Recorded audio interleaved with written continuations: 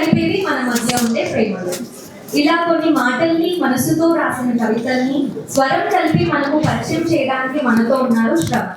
Hello everyone, good evening all of you. So I am Shravan Samreddy.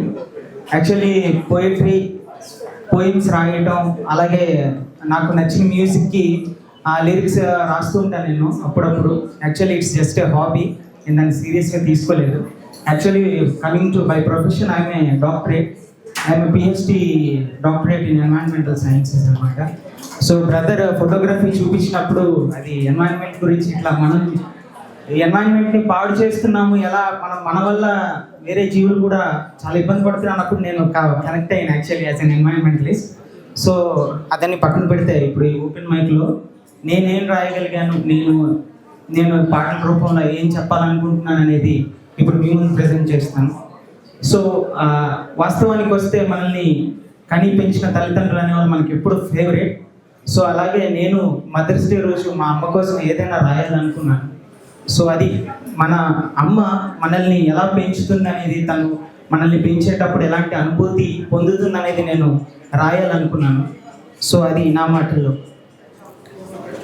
ఆమె నాకు జన్మనిచ్చింది, తన చేతులు ఊయలై నన్ను ఆడించింది, తన ఒడిని పానుపు చేసి నన్ను సేద తీర్చింది, తన పాట జోలపాటలై నన్ను నిద్రపుచ్చింది, వెన్నెలంటి తన చల్లని చూపు నన్ను కాపు కాసింది, నా ముద్దు మాటలు విని తను మురిసిపోయింది, నీ వేసే తప్పటడుగులలో గాయమైతే తను తల్లడిల్లింది, నా చిరునవ్వులు చూసి తన బాధలను మరిచింది, తనే నాకు ప్రాణం పోసి ప్రేమ, అనురాగం, వాత్సల్యాలనే ఆశీస్సులతో నన్ను అల్లారు ముద్దుగా పెంచిన మాతృదేవతకు ప్రేమతో సరస్వతి పుత్ర శ్రవణ్. సో మా అమ్మగారి పేరు సరస్వతి అనమాట. సో నేను అలా రాయిస్తాను. సో యాక్చువల్ ఏంటంటే నేను 2013 నుంచి నేను ట్యూన్స్కి సాంగ్స్ రాయటం అలవాటు చేసుకున్నాను. యాక్చువల్లీ నేను ఒక ఇంట్రోవర్ట్ అనమాట. అసలు ఏ బయటికి రాసుకున్నా కానీ నేను నా నోట్స్లోనే లేదా నా ఫోన్లోనే రాసుకుంటూ ఉండేవాడిని. చాలామంది ఫ్రెండ్స్ లాగా ఇలా ఓపెన్ మైక్స్ ఉంటాయి. సో ఇందాక స్పందన గారు ఒక కోట్ చూపించారు, the world opens it's doors when you step out of your comfort zone అని. సో అలాగే నేను కూడా నా కంఫర్ట్ జోన్లో నుంచి బయటకు వచ్చి నా ఎక్స్ట్రోవర్టిజం కొంచెం నా ఇంట్రోవర్టిజం నుంచి ఎక్స్ట్రోవర్టిజం వెళ్ళి యాంబివర్ట్గా అవ్వాలని నేను బయటికి ఇలా ఓపెన్ మైక్ వస్తున్నాను. This is my second open mic actually. So 2016లో అందరూ ప్రేమం సినిమా చూసారా? మలయాళం ప్రేమం చూసారా బాగా? సో నేను అప్పుడు మలయాళం ప్రేమం చూసి మలరి అనే ఆ సాంగ్కి నేను ఆ ట్యూన్కి నేను లిరిక్స్ రాయటం అయితే జరిగింది. కాకపోతే నేను అది ఎందులోనూ పోస్ట్ చేయలేదు.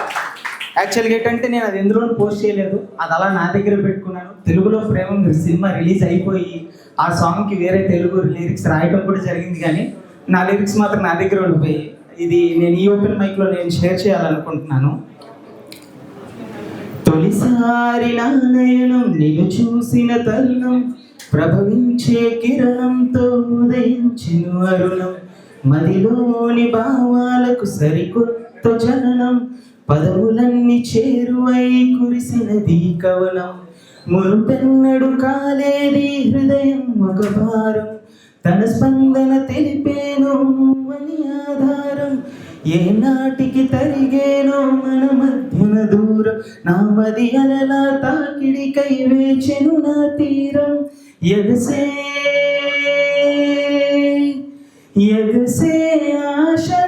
ఆశలగసే విరిసే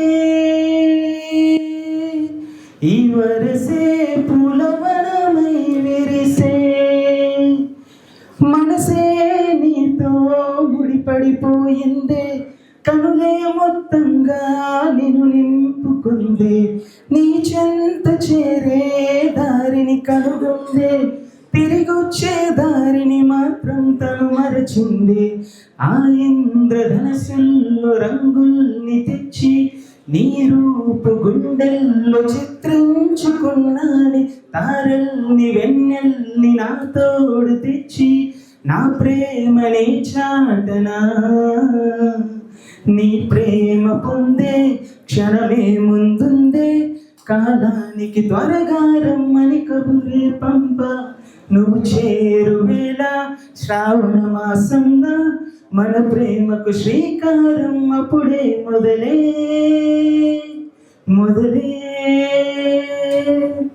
సో ఇది సాంగ్ మొత్తం రాశాను, కాకపోతే ఏ సోషల్ మీడియాలో పోస్ట్ చేయలేకపోయాను.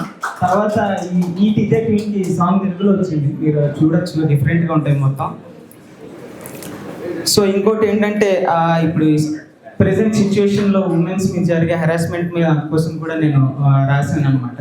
సో ఇది ఏంటంటే ఇట్లాంటివి ఏంటంటే ఇవి ఎప్పటికీ ఆగవు. అది మన వ్యక్తిగతంగా పర్సనల్గా మనలో మార్పు వస్తే తప్ప మనం దీన్ని ఆపలేం.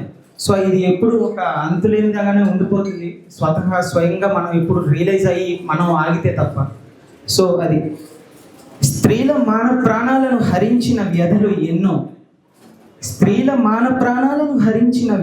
ఎన్నో, ప్రచురించే పత్రికలు, సామాజిక మాధ్యమాలు ఎన్నో, పట్టించుకుంటున్నట్టున్న ప్రభుత్వాలు ఎన్నో, వేదనతో కుంగిపోతున్న జీవితాలు ఎన్నో, కన్నీటితో తడిసిన కన్న హృదయాలు ఎన్నో, శిక్షలు విధించే చట్టాలు ఎన్నో.